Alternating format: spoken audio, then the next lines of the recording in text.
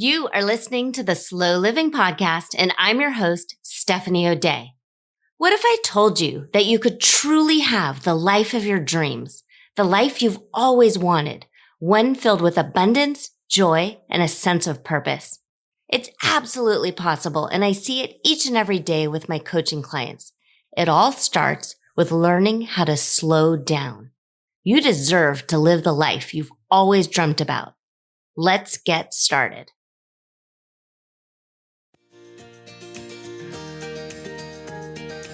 You are listening to the Slow Living Podcast, and I am your host, Stephanie O'Day. We are on episode number 51, and we are talking today about making and keeping adult friendships. And this is right on the heels of the last episode when we were talking about toxic people and toxic behaviors and trying to create boundaries and maybe cull and purge some people in your life, or people who exhibit behavior that you're not all that impressed with. But what do you do if you're lonely? What if you are looking for more friends or trying to add more people into your life, or maybe cultivating the relationships and the friendships that you do have, and you want more, or you want to kind of nurture and sort of fan those flames of the friendships and the relationships and the acquaintances that you have. And that episode of the toxic people and how to handle them, that episode has been downloaded quite a bit, and I've gotten an awful lot of feedback about it. So it definitely hit a nerve. So if you haven't listened to that episode, I encourage you to do so. And then let's sort of dive into what friendships as an adult mean. And I think we can agree that in general, humans are sort of pack animals, and we thrive when we work together as part of a community. And there's different levels of friendship and acquaintances and families in your life. And it feels better in your body and in your brain when you think and feel that you have enough and that your needs are met and that you don't feel lonely and you don't feel isolated.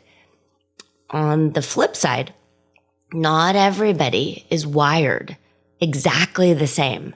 So if you feel like you don't need friends and you don't need other humans and you're perfectly A-okay with the way your life is going and the way your trajectory is going, and you've mapped out your long-term plan and your GPS, and you're doing what needs to happen, and you feel fully fulfilled with the relationship you have with yourself and society at large, and you do not feel the need in any way for anything more, then that's great. Give yourself all the gold stars. You do not need anything. If you are happy and fulfilled and at peace and tranquil and you like how all is going, then you do not need to feel in any way like there's something wrong or something's missing. You absolutely do you. These are the people, this episode in particular of cultivating and maintaining and finding adult friendships are for the people who are still seeking and still looking and still wondering and still wishing and feel wistful. So I've got a few different questions that came in, and I'm going to read them to you. But I wanted to point out that if you haven't taken the time to go through the modules in the Simple Shortcuts to Peace course, I highly recommend it. That is the self-guided course that I have, and it's self-coaching at its finest. And there's 5 different components of the Peace Pyramid, and the subtitle, it's Life and Time Management. Originally, it was Life and Time Management for busy moms, and then we've sort of morphed it into just sort of human life and time management. But the way the peace pyramid works is the bottom is composed of time management, health, and finances. And you have to have those things in order. It's just a given. You're not going to feel calm. You're not going to feel at peace. You're not going to feel as if you are in control. If your time management is chaotic, if you don't have a good rein in on your finances, or if your health is out of whack. That is just a fact.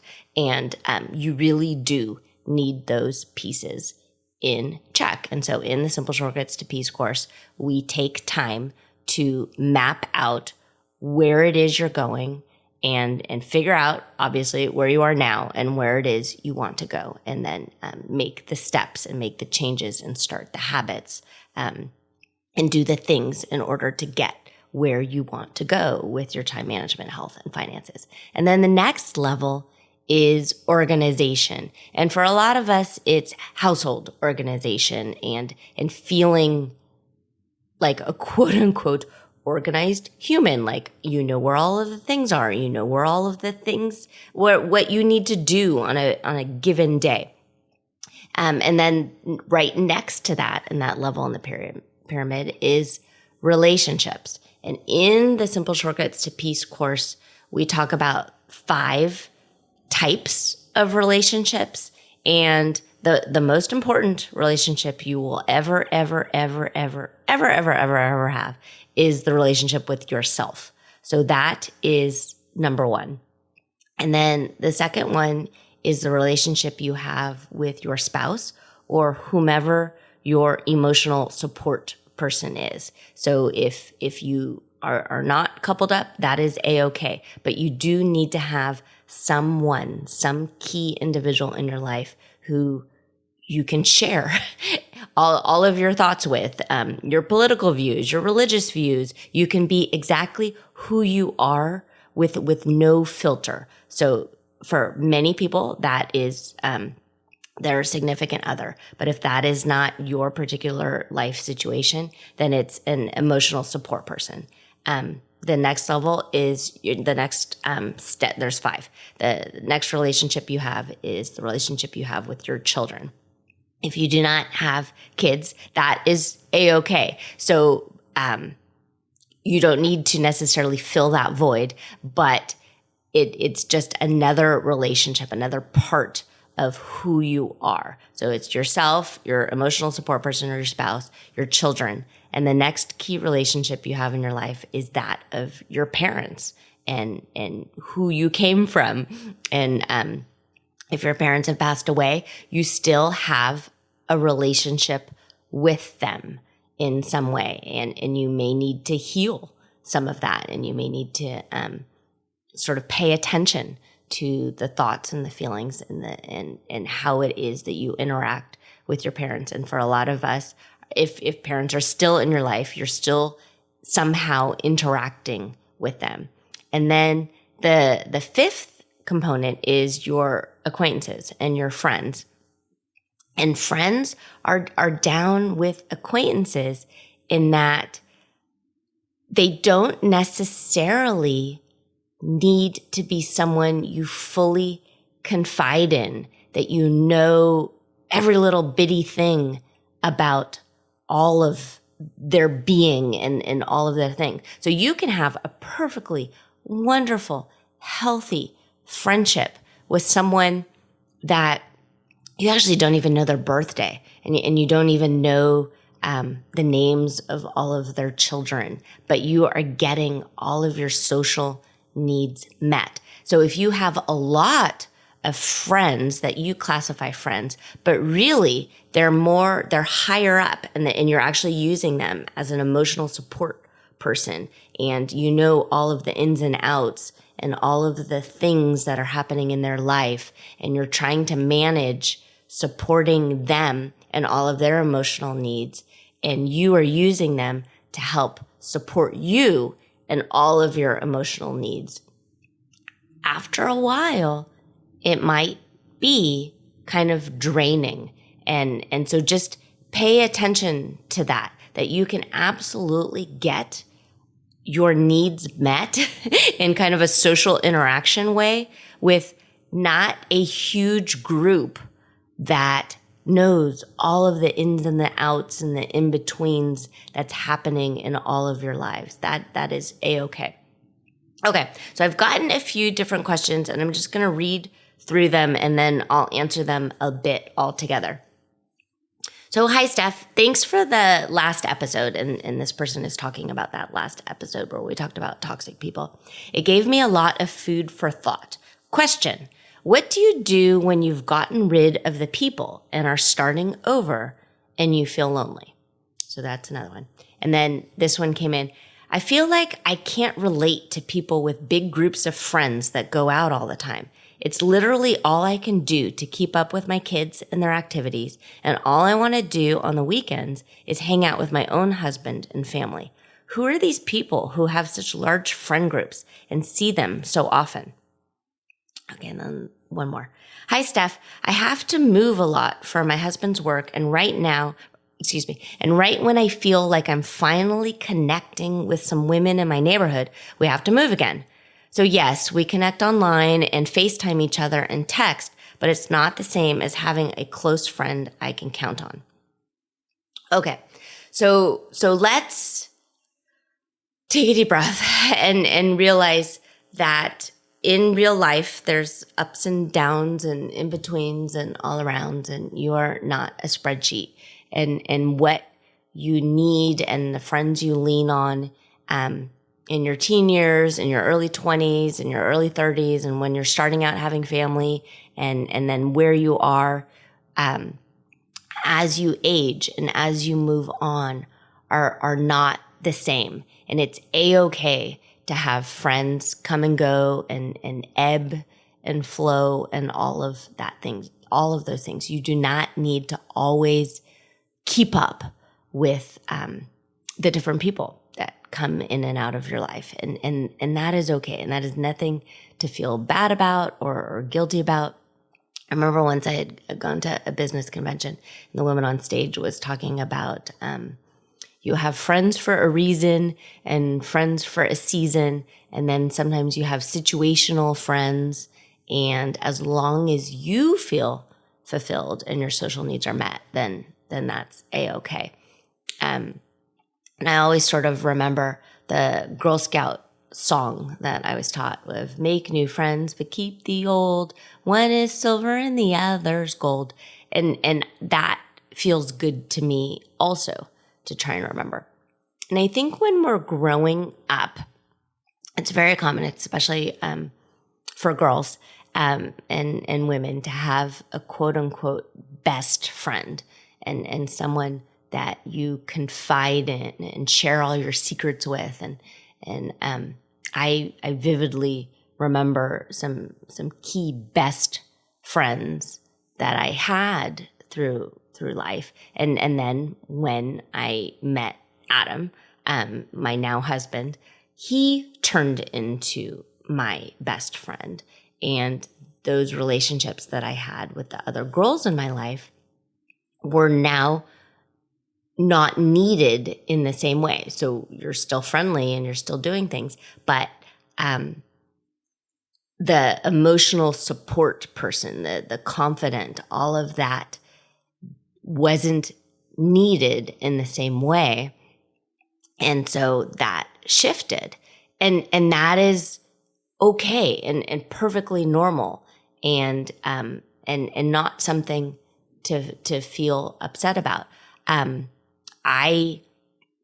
going to use myself as an example because I think I've joked around with you before that I have quite a few different Jens in my life, and I do, and we have different friendships with my Jen friends, and that is just fine. So every morning I on my walk with Sheldon and Jen, my I'm not going to give any last names. It's funny because in our house they all have different last names or different monikers to keep them separate in my brain and in my family's name. But we talk on the phone while I walk Sheldon and she's driving to work. And I've gotten a few emails about that and people asking, well, how did you find that Jen in your life? And I wish I had someone like that I could talk to and that kind of stuff. I will share that while I know an awful lot about Jen and we've been friends for, I don't know, a good 25 years, she isn't what I would consider my emotional support person. That is Adam. I love talking to her. We talk every morning. I think the last time I actually saw her in real life, okay, so I'm recording this in September. Did we see each other throughout the summer? So we were both off work. We could have. I think maybe we saw each other once. I think we went for a walk and we got a pedicure together. So Jen, if you end up listening to this, correct me if I'm wrong. And we joke about it, like, oh gosh, I haven't seen you forever. Oh, we should go out, or oh, we should go get coffee, or oh, we should do things. But that's not what our relationship is. Our relationship is talking on the phone for about 20 minutes once a day. And it's fine. And yes, I happen to remember her birthday, and I don't remember her husband's birthday.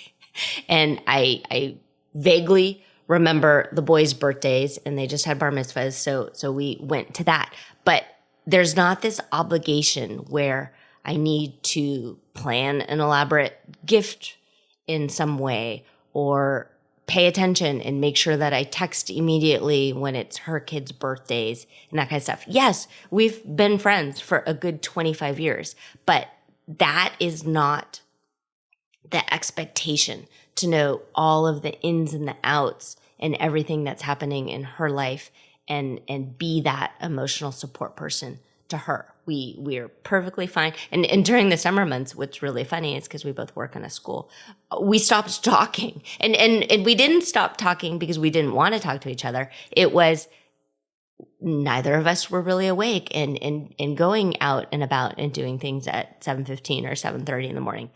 And yet, once school started again, we picked right back up with no guilt and no apologies and no feeling bad in any way. And that is great and wonderful.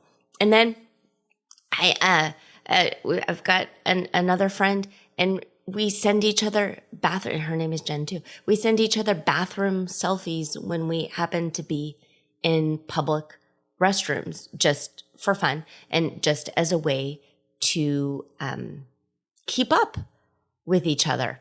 And at the time when our kids were young and we were walking, but we happened to be walking back and forth to school together, we spent a lot of time together. And she was absolutely someone that I leaned on, and we leaned on each other to help pick each other's kids up and do those kind of things. And it was fantastic and wonderful. And it was a period of time because our kids were of the same age, and we leaned on each other and relied on each other. And I'll give you a story.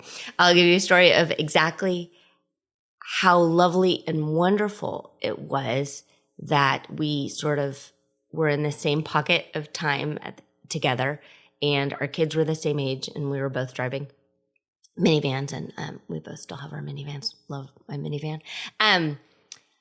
I needed her, and there were times where she needed me, and we would just drop everything to go help each other out. And chances are, in your own life, you will find these people, and you may not have them for your whole lives. You may have them for 3 years, 5 years, 7 years, and that's okay. That is absolutely okay. And these are they're not necessarily situational friends, but we were living the same life experience at the exact same time. And so because of that, we related to each other in a great way.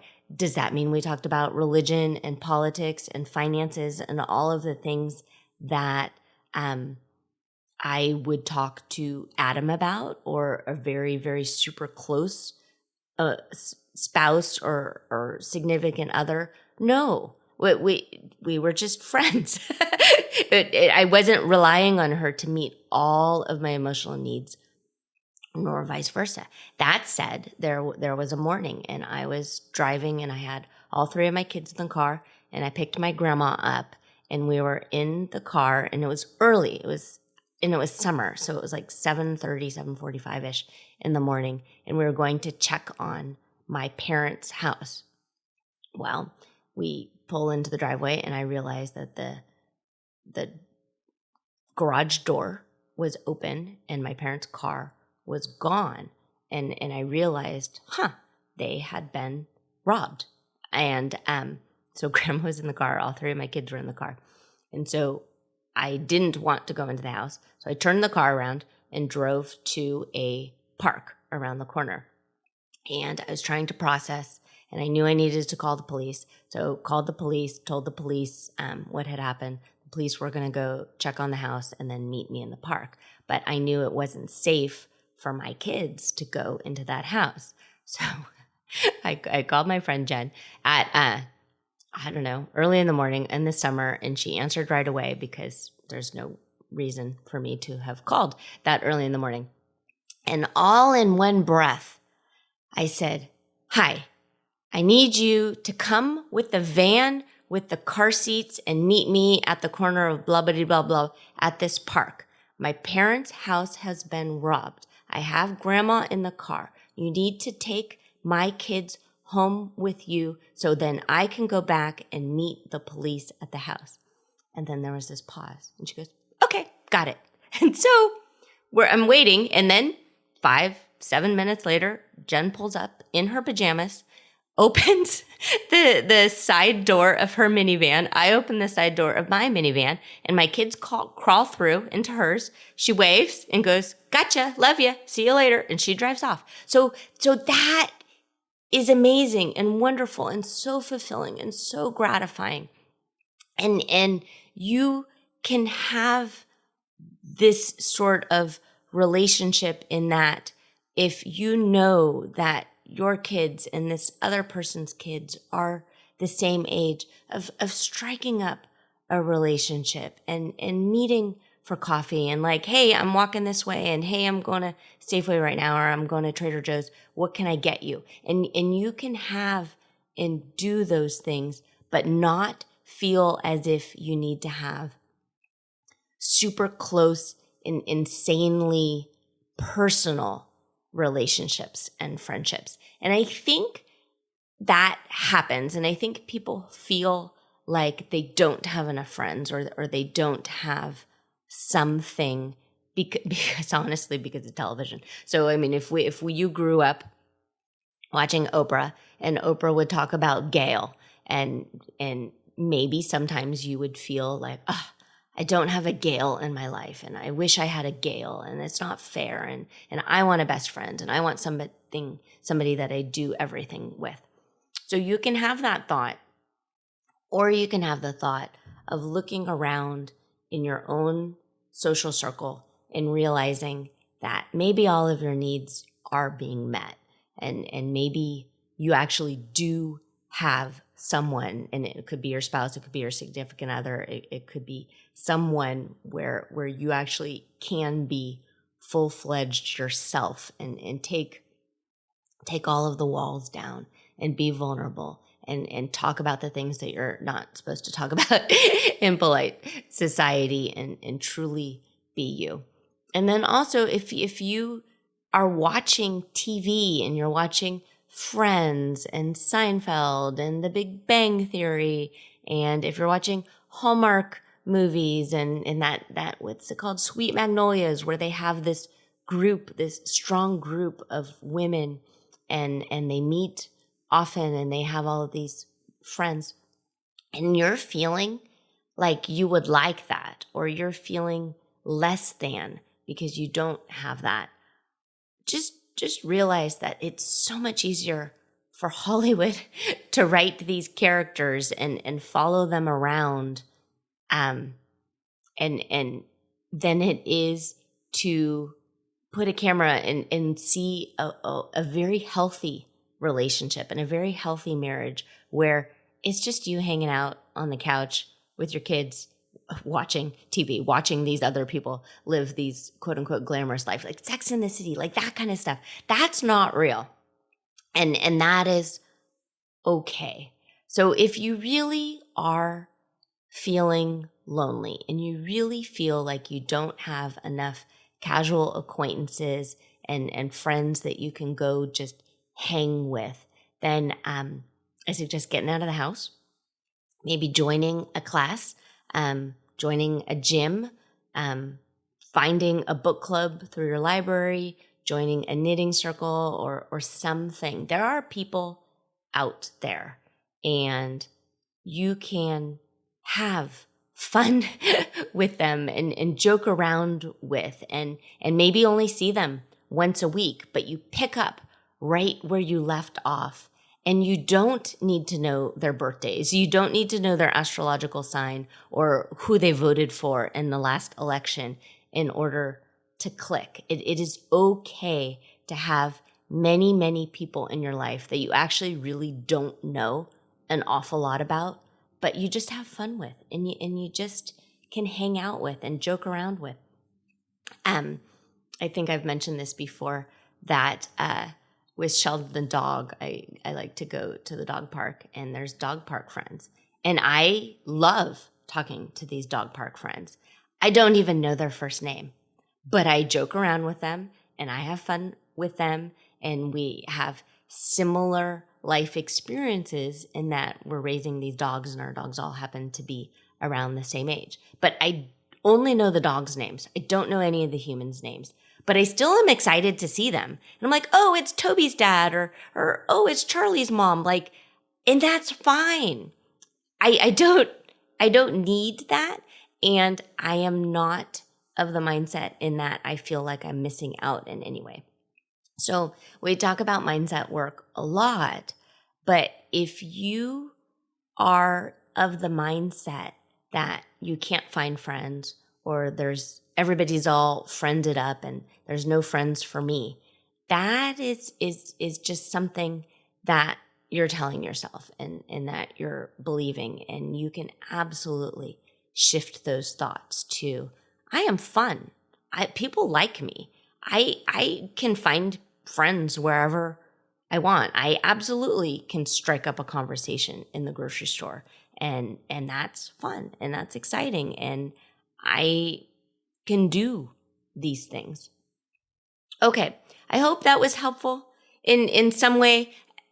Reach out to me. If you think I'm way off base, let me know. But part of living a slow life, part of slow living is just paying attention to where you are right now and slowing down and not feeling you don't have time for this or you don't have time for that. But taking a deep breath and connecting and really getting to know your wants and your needs and what you want out of this life. And then making a plan and slowly and thoughtfully going after it. If you feel like you aren't fulfilled with the friendships and the relationships you have in your life, then fix it. Make a plan. If you would like help with that, reach out to me. I'm happy to hop on the phone with you. Go through the exercises and the simple shortcuts to peace course. There are times where you're literally too busy to do anything because you've got babies in the house and toddlers and you're in the midst of all of those things. And sometimes it can feel insanely isolating and you feel like you're alone. But my goodness gracious, you most certainly are not. And there are people out there going through the exact same thing all over the place. And if you're busy and you're stuck in the house because the kids are napping or you don't feel like you can go to the library or you can't meet people one-on-one in play groups or that type of thing, then find them online and just goof around and you absolutely can have fulfilling relationships even if you're not seeing people each and every day or once a week even. So again, going back to my friend Jen that I talked to on the phone in the morning, I haven't seen her in real life for months and months. And that's okay. And we get our socialness out of our system and really do have a strong connection without going out for coffee once a week or going out for drinks or doing things, because that's the phase of life that we're in. At some point, we all will be fully retired and have the quote unquote time to do these things. But cultivate the relationships now. So when you're at that time and you can take a 9 a.m. yoga class with a friend, you have this friendship and you have this history together. Okay. As always, I think you are amazing and wonderful and lovely, and I am absolutely your friend. So you take care, and I will see you next time.